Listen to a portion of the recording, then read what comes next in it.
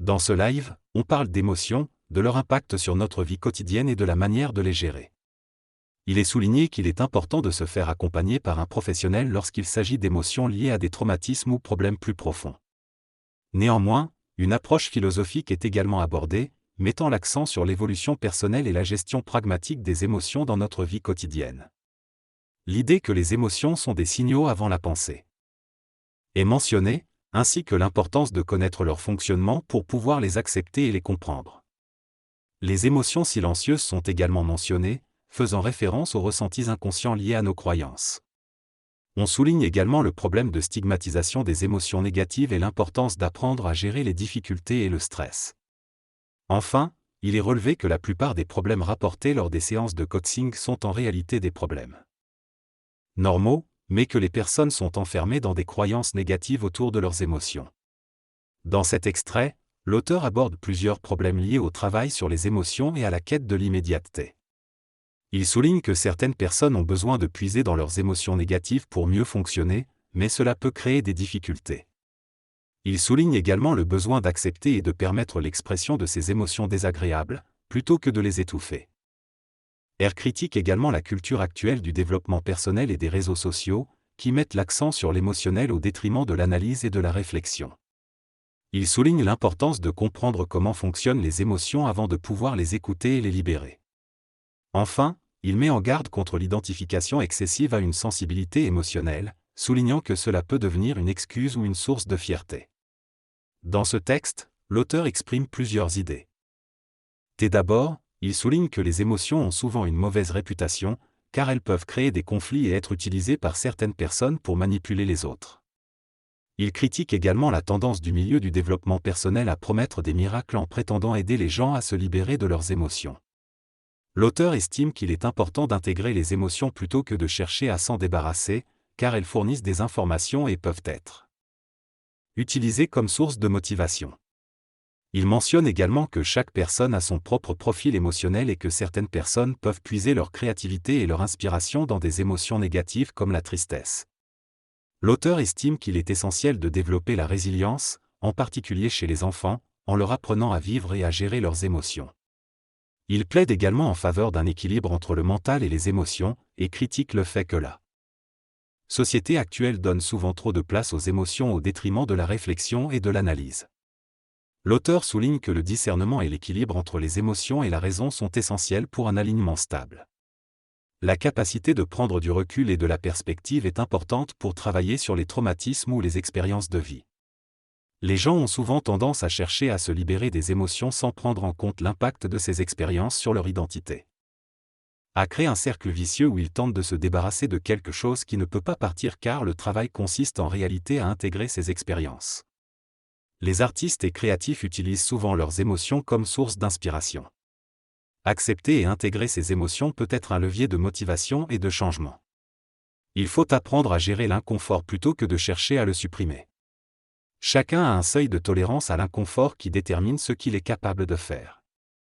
Dans la vie, certaines personnes ont une tolérance plus élevée et peuvent travailler même dans des situations inconfortables, tandis que d'autres ont une tolérance plus basse et ont besoin de se sentir motivés et intéressés pour agir. Procrastination peut être un exemple où les émotions de peur et de doute entrent en jeu. Au lieu de chercher à se libérer de ces émotions, il est plus efficace de les intégrer et de les utiliser comme levier de travail. Le véritable levier de changement suite à un trauma important est la souffrance continue liée à ce trauma. Il est normal de ressentir des choses en parlant d'un événement traumatisant, même des années après son occurrence.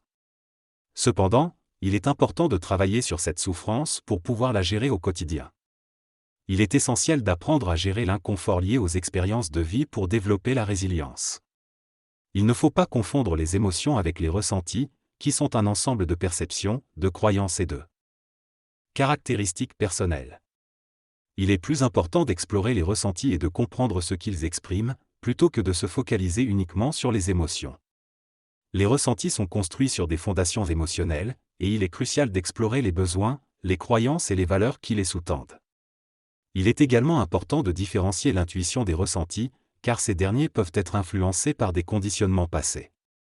Il est recommandé de prendre le temps de questionner, d'explorer et d'écrire pour mieux comprendre les ressentis. Dans le domaine du développement personnel, il est souvent mis l'accent sur l'écoute des ressentis, mais il est nécessaire de reconnaître que ces derniers peuvent être biaisés si le cerveau a appris de fausses croyances. Lorsque nous rencontrons quelqu'un, il est possible d'avoir des ressentis négatifs si nous avons été confrontés à des profils manipulateurs ou pervers. Cependant, nos ressentis peuvent être faussés en raison de nos attachements et de nos expériences passées. Afin d'explorer ces ressentis et de les comprendre, il est nécessaire de faire un travail personnel d'évolution. Certaines personnes prétendent écouter leurs ressentis sans avoir réellement fait ce travail, ce qui peut conduire à des erreurs d'interprétation. De nombreux abus et biais entourent le développement personnel et la spiritualité, exploitant les personnes qui n'ont pas fait cet effort de connaissance de soi. Il est donc essentiel de se connaître soi-même avant de prétendre écouter ses ressentis. Cela peut prendre du temps, mais c'est une étape fondamentale pour comprendre nos émotions. Les techniques de libération émotionnelle peuvent être utiles, mais il est important de ne pas les utiliser trop rapidement, sans avoir véritablement exploré nos propres fonctionnements et traits de caractère. Certaines émotions peuvent ne pas être destinées à disparaître, mais plutôt à être gérées de manière proactive. Il est alors nécessaire d'explorer les déclencheurs de ces émotions, de comprendre d'où elles viennent et comment elles fonctionnent.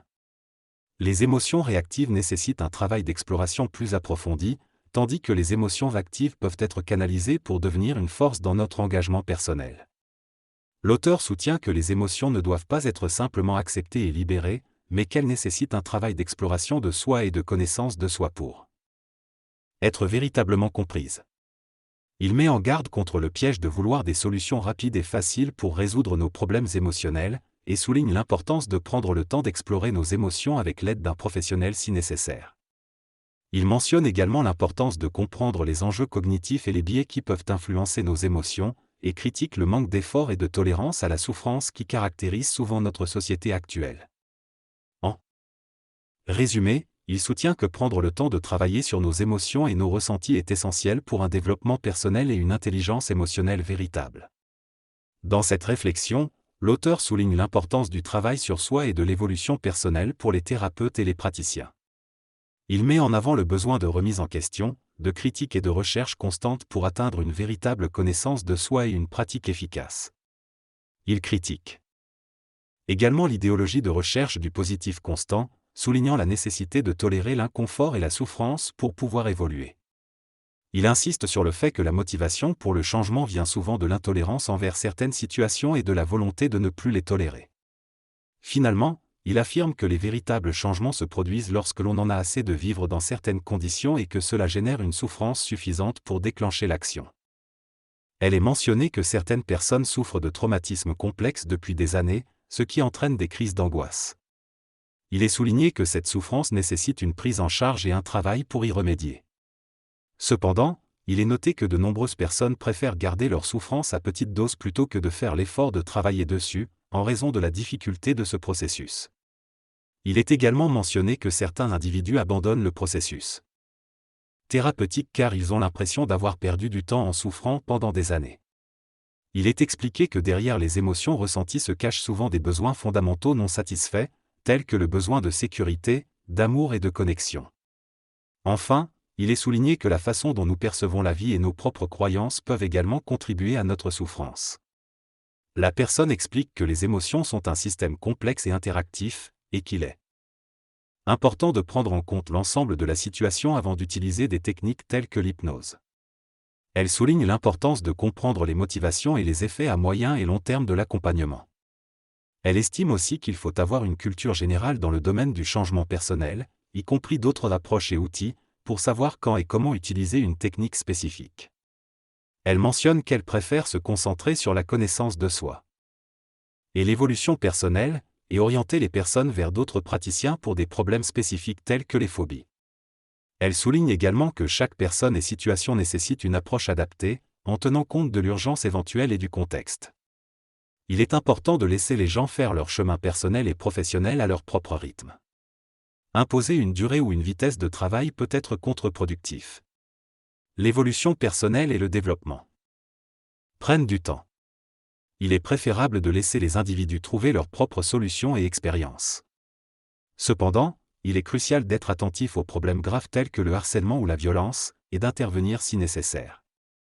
En tant que parent, Il peut être difficile de ne pas proposer des solutions à nos enfants, mais il est important de les laisser trouver leurs propres réponses. Il est également nécessaire de faire l'expérience de certaines situations pour en tirer des enseignements. Il faut être tolérant envers l'inconfort et la souffrance, mais il y a aussi des limites à cette tolérance, surtout lorsque cela va à l'encontre de nos valeurs personnelles. Le critère de savoir si c'est un problème au quotidien est essentiel pour déterminer si l'on doit agir ou non. La souffrance traumatique nécessite un travail spécifique, mais il y a aussi d'autres types de souffrances qui peuvent être traitées différemment. L'urgence est de régler le problème immédiat avant d'éventuellement parler d'évolution. La philosophie que je partage avec les personnes qui viennent me voir est de travailler sur l'urgence et ensuite, si la personne souhaite continuer à travailler dessus, nous le faisons. Je ne force pas ma philosophie sur les gens, je m'adapte à chaque personne en fonction de son énergie et de ses croyances.